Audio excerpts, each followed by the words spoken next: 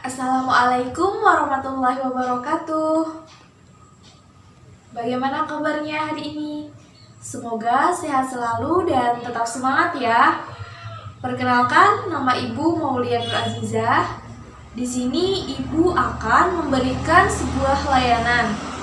Sebelum memulai layanan, alangkah baiknya kita membaca basmalah. Bismillahirrahmanirrahim.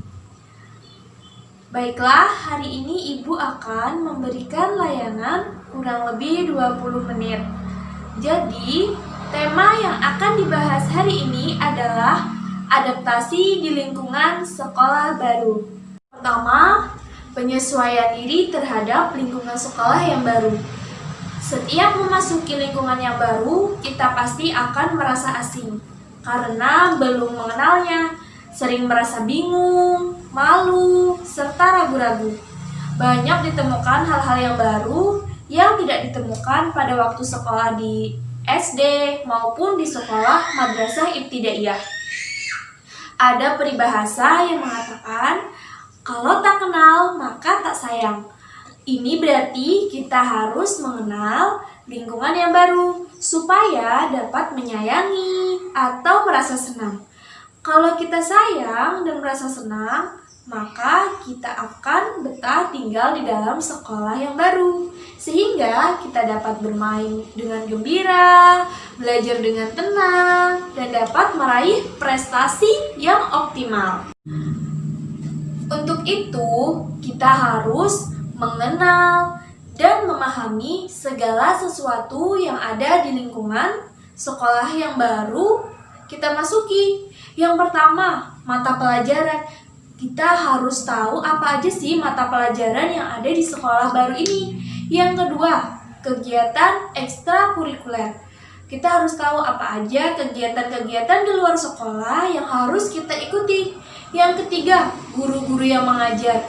Jangan sampai kalian tidak tahu siapa nama guru mata pelajaran yang mengajar kalian. Yang keempat, kalian juga harus di mana letak ruang perpustakaan. Yang kelima, kalian juga harus tahu di mana letak ruang laboratorium. Dan yang paling penting adalah kalian harus tahu di mana letak ruang kelas kalian. Yang ketujuh, kalian harus tahu di mana letak ruang kepala sekolah, guru maupun TU. Dan juga di mana letak ruang guru BK. Yang kedelapan, kalian harus tahu di mana letak kamar mandi maupun toilet. Yang kesembilan, ruang UKS. Dan yang terakhir, kalian harus tahu siapa aja sih teman-teman satu kelas kalian. Tujuannya apa? Yaitu agar peserta didik dapat beradaptasi dengan teman, guru, maupun karyawan yang ada di sekolah. Lalu, peserta didik mampu memahami dan dapat belajar menyesuaikan diri terhadap lingkungan sekolah yang baru. Selanjutnya, peserta didik juga dapat memahami persiapan dalam mengikuti kegiatan belajar dan mengajar. Apakah kalian sudah siap untuk mengikuti kegiatan layanan ini? Jika sudah, mari simak dan amati slide yang ada di video setelah ini. Dan siapkan buku catatan untuk mencatat hal-hal yang dirasa penting. Selain guru mata pelajaran, ada juga guru khusus yang membimbing siswa apabila menemui kesulitan atau problem dalam belajar, bergaul, dan juga membantu siswa dalam mengembangkan bakat dan minat yang dimilikinya. Guru tersebut adalah guru BK atau konselor sekolah. Di setiap kelas terdapat guru yang bertanggung jawab mengurus dan mengawasi kelasnya, juga berfungsi sebagai pengganti orang tua sekolah, disebut dengan nama wali kelas. Di sekolah yang baru, kita akan mempunyai teman-teman yang berasal dari sekolah yang berbeda-beda. Ada juga kakak kelas.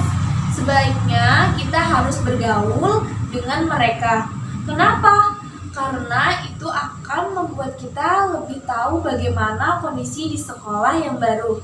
Selain itu, ada juga kegiatan di luar jam pelajaran sekolah yang disebut ekstrakurikuler, seperti pramuka, PMR, kesenian, bela diri, dan keagamaan, maupun yang ada di sekolah itu.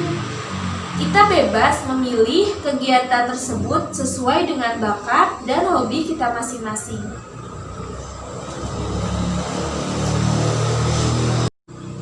Poin kedua yaitu belajar menyesuaikan diri dengan lingkungan sekolah baru. Salah satu aspek keberhasilan seseorang dalam belajar di lingkungannya yang baru adalah harus dapat menyesuaikan diri dengan lingkungan yang akan ditempati, agar bisa belajar dengan baik dan supaya bisa mencapai hasil belajar yang optimal. Dengan demikian, maka siswa harus tahu seluk-beluk serta dapat menyesuaikan dengan tata tertib sekolah, peraturan sekolah, sifat atau cara mengajar bapak maupun ibu guru, sifat-sifat teman satu kelas, dan sifat kakak kelasnya, agar dapat mengikuti kegiatan belajar mengajar di sekolah tanpa banyak permasalahan ataupun hambatan. Dengan belajar menyesuaikan diri dengan berbagai komponen sekolah di lingkungan yang baru, maka harapannya para siswa dapat belajar dengan lebih efektif dan dapat berkembang secara optimal sesuai dengan kemampuannya masing-masing. Adapun sekolah merupakan tempat terjadinya proses kegiatan belajar mengajar. Keberhasilan belajar di sekolah selain harus dapat menyesuaikan diri dengan komponen lingkungan sekolah, juga sangat tergantung dari cara belajar yang dilakukan oleh siswa. Yang ketiga, persiapan belajar dalam mengikuti kegiatan belajar mengajar. Dalam mengikuti kegiatan belajar mengajar, maka sebaiknya siswa melakukan yang pertama, doa. Sebelum pelajaran dimulai, agar diberi kemudahan dalam mengikuti pelajaran, alangkah baiknya kita berdoa dahulu.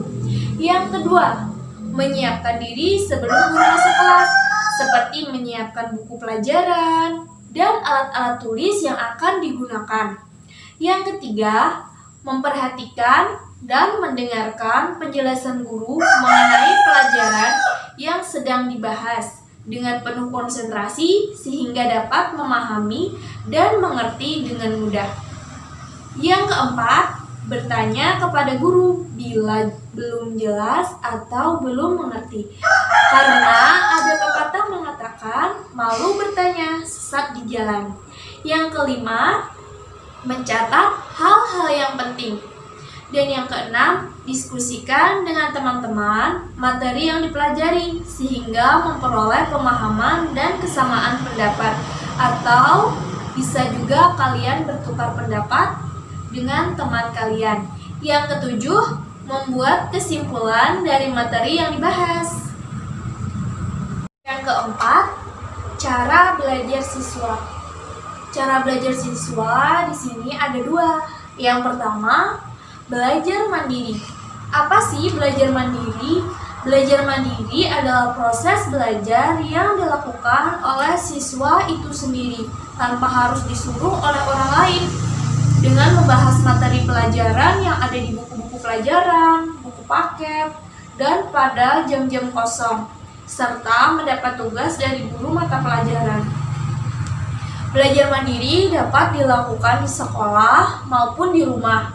Dari hasil belajar mandiri, siswa akan mampu membuat suatu kesimpulan dan menyelesaikan tugas-tugas dari guru. Setiap individu berusaha meningkatkan tanggung jawab untuk mengambil berbagai keputusan. Belajar mandiri dipandang sebagai suatu sifat yang sudah ada pada setiap orang dan pada suatu pembelajaran.